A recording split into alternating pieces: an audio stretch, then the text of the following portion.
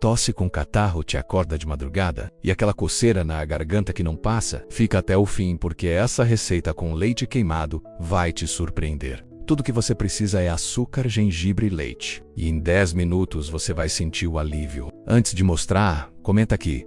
Tosse. Se você já tentou de tudo e nada resolveu, pegue 2 colheres de açúcar e derreta até ficar dourado. Coloque uma colher de gengibre picado. Misture e adicione uma xícara de leite. Coe o chá na peneira e toma bem quentinho antes de dormir. Faz o teste e amanhã me conta aqui se não foi o melhor chá da sua vida. Importante, nada de friagem depois. O calor do leite abre os pulmões e o gengibre derrete o catarro na hora. Curta e compartilhe para ajudar quem sofre com tosse.